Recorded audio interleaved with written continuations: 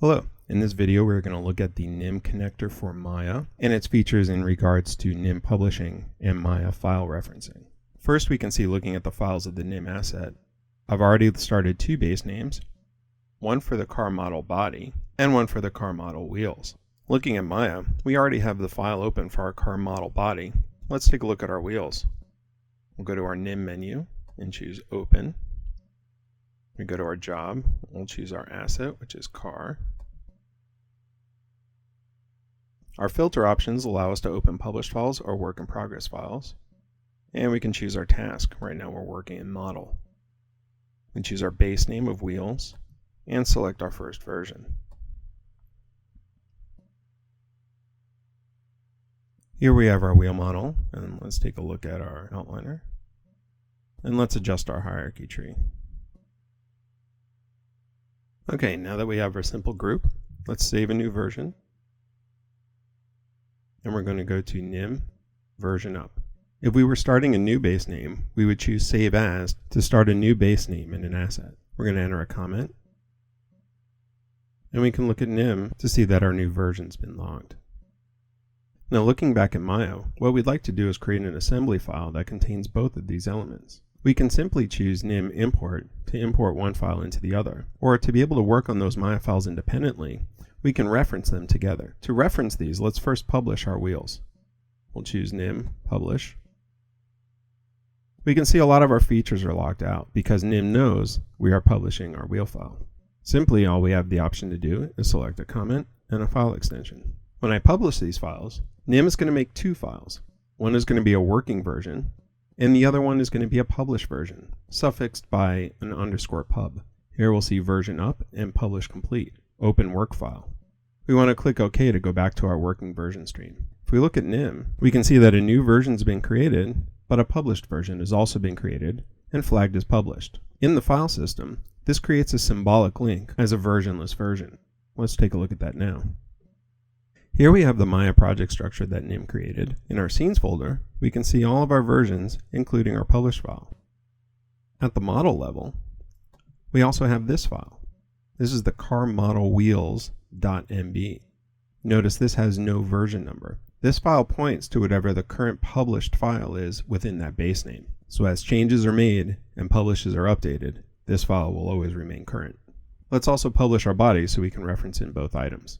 We follow the same procedure by opening the file and choosing NIM publish.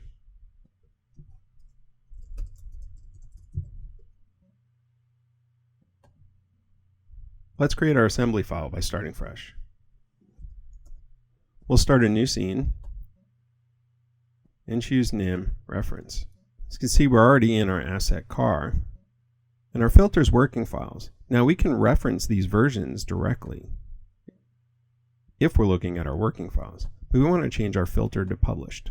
You can see now we only see the versionless version. Let's click on our body and reference. Here's our car body referenced in. And now let's reference our wheels. Again, we're working with our published filter to load the published file. Here we can see our wheels came in at 90 degrees to our car body. We can still use this assembly file since all of our items are referenced and update this at the base level. Let's go ahead and save this as a new base name, and we'll call this assemble.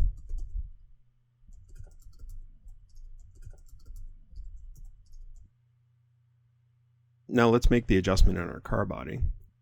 We'll go back to body, version 2, open. We'll rotate our body 90 degrees. And we'll publish this as the latest version.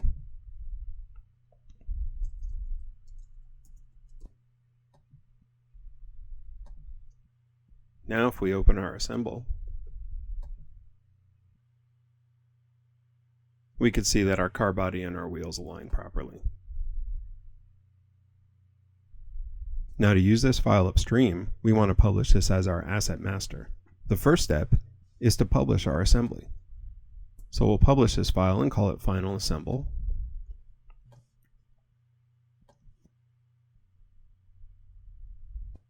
And in NIM, we can look at our files and see that we have our wheels, body, with our rotated 90 degrees version published, and our assemble with our version 2 published.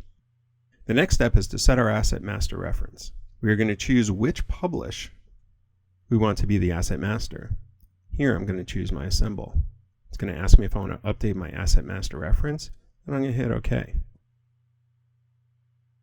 Here we can see our very basic lighting scene. And let's reference in our asset master. We'll choose NIM reference.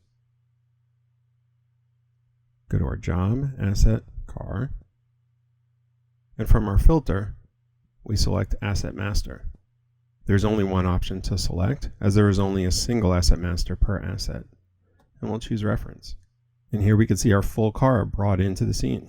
Now let's fix this broken shaders on our wheels. Let's first save our lighting file. We'll save this as a new version. And we'll save this into a shot.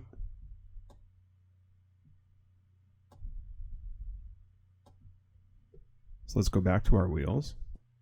Again, we'll choose our asset, task, and we'll choose our wheels in the latest version and click open. So to fix our shader assignment, we'll select our wheels and go to lighting shading, assign new material, and we'll choose a basic Lambert. Now let's publish these wheels.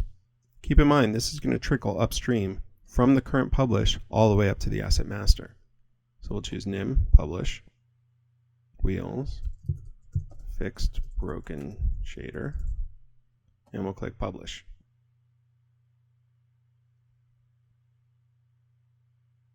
So now let's go back to our lighting file and choose NIM open. We're going to go to our shot, choose show, shot, and our lighting file, base name and version. And we'll see now that our shader has been fixed and is completely trickled upstream to our lighting file. We can go ahead and version this up. Using this process, any modifications made in your assets will be distributed throughout your pipeline. This was a brief and simple overview of using NIM Publishing and Asset Masters to work with Maya file referencing. Using NIM Publishing and Maya referencing, you can create a complex referencing structure that suits your pipeline. Thank you for watching. If you have any questions, please email us at support@nim-labs.com or visit the support forum at support.nim-labs.com. We look forward to hearing from you.